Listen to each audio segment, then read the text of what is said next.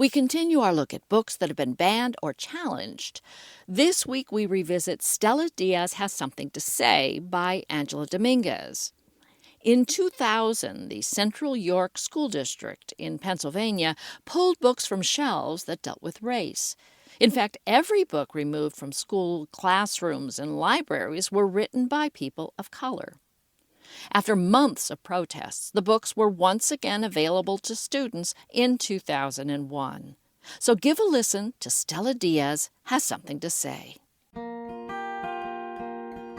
It's the book club for kids. The book club for kids. It's the book club for kids. It's the book club for kids podcast. Hi, I'm Kitty Feldy. Are you a little shy? Is it hard to speak up in class or introduce yourself to strangers? Well, that pretty much sums up our main character, Stella. And our readers at Canoga Park Elementary School in Los Angeles think that makes her pretty darn special. Most of the characters that I read in other books are more brave, but Stella, she has to find her voice. The book is Stella Diaz Has Something to Say. And eventually she does, with a little help from folks like her brother. Why do kids at school say I'm weird? Today one of them even said I was stupid, which is not the truth. Sis, you're not stupid. You're the coolest, smartest, almost 9-year-old I know. That's our celebrity reader, actress Alejandra Ramos. Our writer, Angela Dominguez, has some writing advice for all of us. Reading a lot. Reading helps you a lot to teach you how to tell a story, what a good sentence is. This is the Book Club for Kids, the podcast where kids talk about books. We'll tell you how you can be on the show a little later on, but first, let's meet our readers. Hello, my name is Chrissy. Hello, my name is Casey. Hello, my name is Elizabeth. Hello, my name is Genesis. And we're all 5th graders at Canoga Park Elementary School from Los Angeles. So the book is Stella Diaz Has Something to Say. What's it about, Genesis? It's about a girl that she was always shy and she wanted to make friends. Stella is a really shy girl, and they were going to have a new student, and Stella really wanted it to be a girl because none of her friends were in her class. So she said, if this is a girl, I can make a new friend in my class. She was extremely shy when the new student came, but the new student was not a girl, it was a boy. And she still wanted to make friends, but she kept on turning red every single time he came up. She was really nervous around him, so she kept on hiding away from him. Why do you think Stella was so shy and quiet? She was probably very nervous. And also probably because there was this girl in her class named Jessica, and she would bully Stella for being quiet a lot. And they used to call her Stella Stares because she never really talked to anybody, she just stared. And she was also nervous around anybody who was mean to her. There was another name they called her in that classroom. She was an alien because there's people that have green cards, and there's also people that... There's aliens also, and there's also immigrants. Well, let's hear a bit from Stella herself. Our celebrity reader is actress Alejandra Ramos. Rough day at school, he asks as he starts to play a video game. I sit next to him. Nick? Yup, he says. He's staring at the screen so it feels easier to talk to him. Did you know we're aliens? He gets quiet. He pauses the game and looks at me. You know that's not like aliens in outer space. You're not E.T. I know that, but it still means we're different. Okay, yeah, it sounds bad, but it's really not. He opens a new window on the computer and types. Then he points to the screen. It's a very official government-looking website. See? Here's the definition. Alien is an individual who's not a U.S. citizen or U.S. national. I bite my lip and nod. Seeing that didn't really help, Nick gets another idea and types something else on the keyboard. A new window pops up. Look, and the word alien is derived from the Latin word alienus, which means stranger or foreign. I look at him. That doesn't make me feel better. Okay, So we're aliens, but you're not a weirdo. You're my sister, mi hermana. But then why do kids at school say I'm weird? Today one of them even said I was stupid, which is not the truth. I cross my arms. Nick's face looks sad. I never really told him before that kids make fun of me sometimes. Sis, you're not stupid. You're the coolest, smartest, almost 9-year-old I know. You're just saying that, I say, looking at the ground. No, I'm not, he says, lifting up my chin. Plus, so-called aliens, he says, putting air quotes around aliens, are some of the smartest people. Albert Einstein was an alien. He was from Germany. He's pretty smart and cool, right? I nod. Jenny's mom is an alien. I nod again. That's true. And if she hadn't moved here, I might never have met Jenny, which would have been terrible. Plus, I'm an alien and I'm the coolest, right? He says, putting his hand on his chest. I move my hand side to side. So. Nick laughs and continues. Aliens are just people from different places, and different places can be awesome. Can you imagine if we were born here? If we weren't Mexican, Mom wouldn't know how to make albóndigas? I gasp. I hadn't considered that. Or worse, would just call them meatballs instead, and there would be boring meatballs sin sabor. That makes me feel a little better. I like it when Nick listens to me.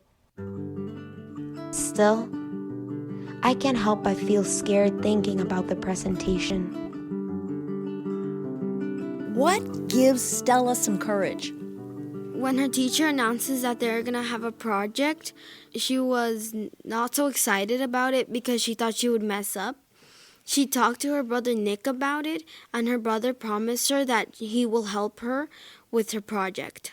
And her mother too supports Stella. And one day she wanted to do the spelling bee. So they all went to the spelling bee. Some people got words wrong. Stella went next, and then she got the word right. And how did that make her feel? It made her feel so happy and great. Who's shy here? Who would describe themselves as shy? I'm not shy. I'm not a shy person. I would say I am shy because sometimes I get nervous over people when I don't know them. But soon, or 2 or 1 day later, then I start to talk to them and try and be their friend. What tip or technique or trick do you use to try to give yourself that extra courage to start talking to people that aren't your friends? My mom would always tell me to actually make friends or ask questions about them. And she also tells me sometimes if you don't think of anything, just try to ask somebody else for advices. I bet you don't say that you're a shy person. Well, when I was small, yes, I was, but I got over it. And also because in my class, I do projects and we have to stand up in front of the class. And what do you do to get over nerves? My teacher always says that there's nerve and action. I always try and calm myself, telling myself that it will be over soon, and I want my mom to be proud.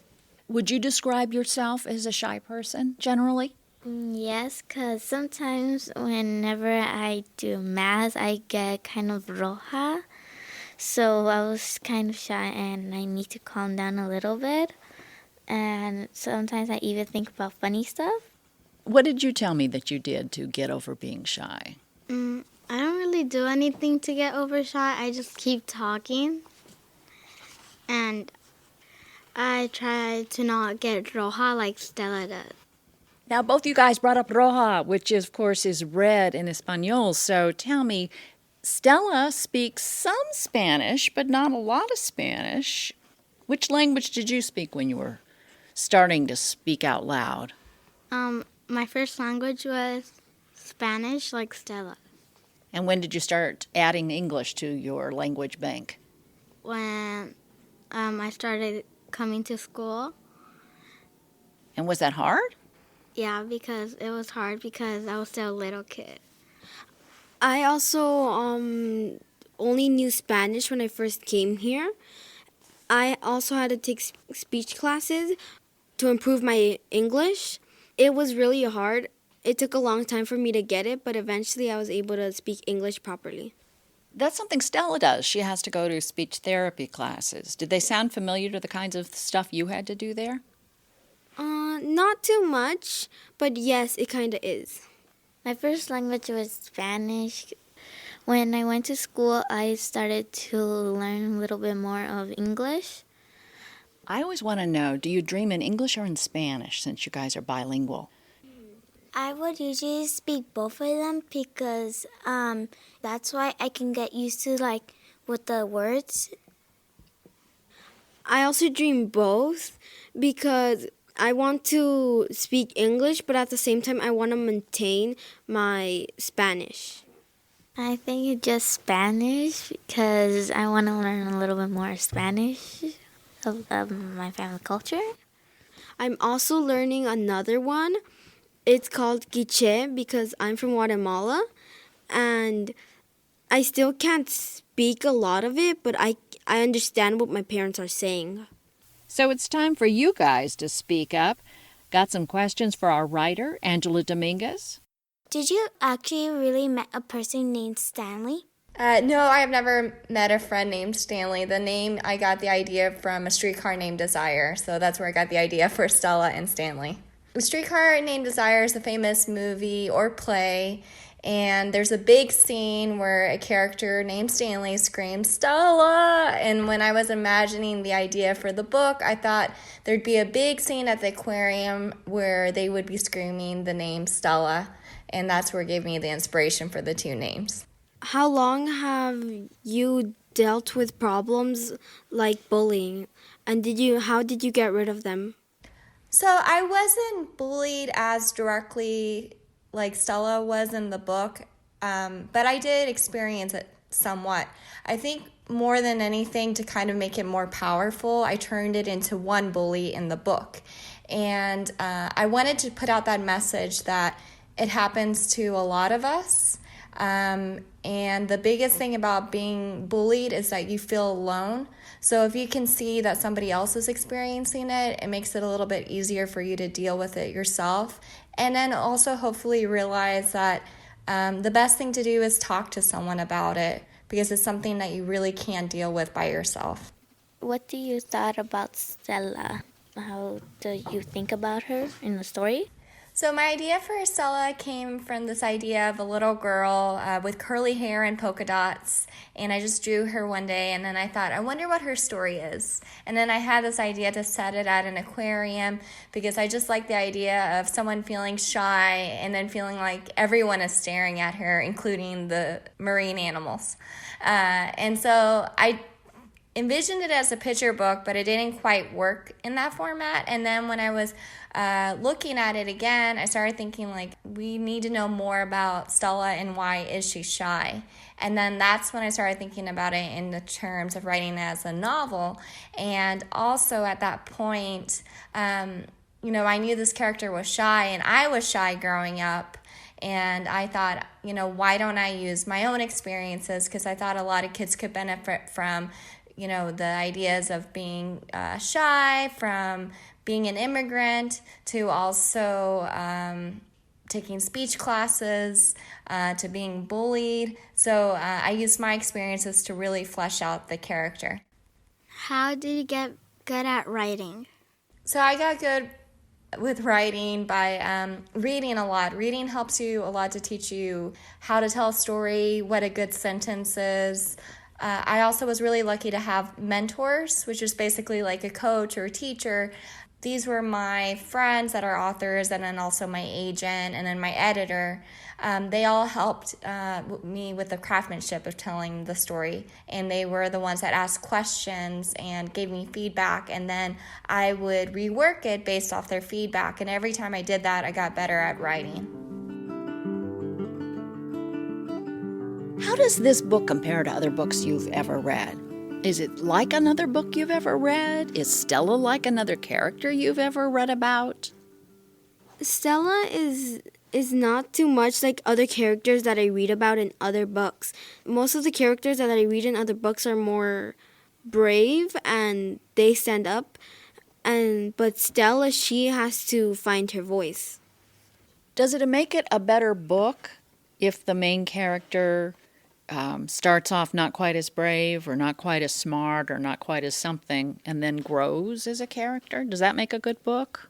Or does it work the other way?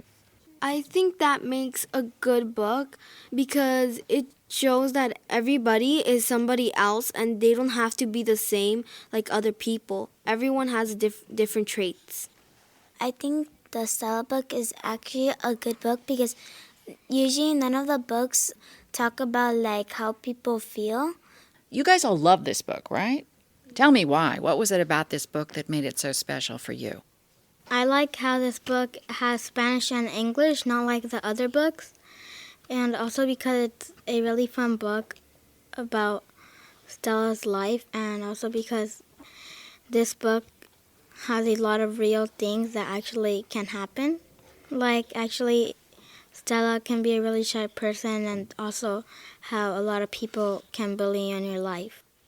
I think this book is a good book because people have many problems that is very similar to the Stella Diaz book, and many people have been getting bullied when they're small and big, and people are always scared and shy to make friends.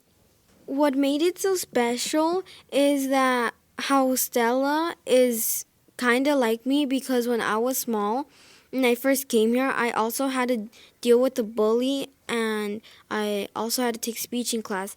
And it made me happy that Stella was able to ignore the mean words that came out of Jessica's mouth. And it also made me think about when I was small and how everything was done with once I was able to tell someone older than me. How did you handle that bully? I tried to ignore it the best I could, but at some point he started giving me insults, and I told my mother, who talked principal about it, and he did get in trouble, and he wasn't allowed to get near me anymore after that. All right, now we come to the hardest question in the world, which is, what is your favorite book and why? I like the Diary of the Wimpy Kid because it kind of shows sometimes how people do like in their life sometimes.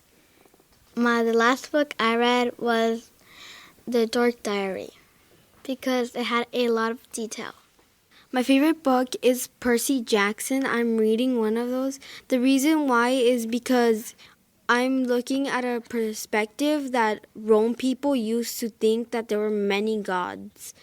And me and my sister love the series that we're sharing a book. My sister's a little ahead of me of reading it.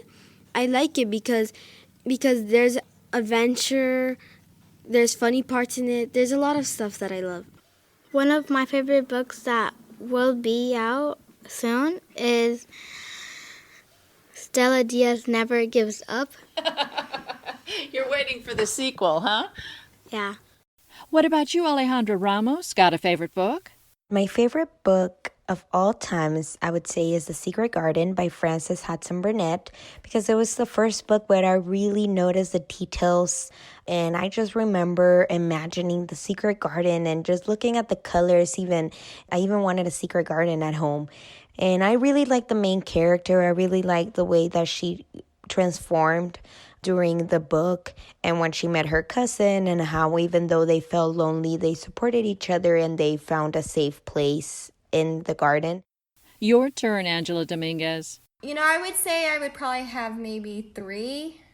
James and the Giant Peach growing up, I loved it, and it was the first connection that I really made with a book. My first grade teacher read it out loud to us, and I just remember being swept away by the narrative and also how weird and peculiar it was. And I thought he was so funny, and that instilled with me a love of reading and writing. I also had the same feelings when I read The True Story of the Three Little Pigs.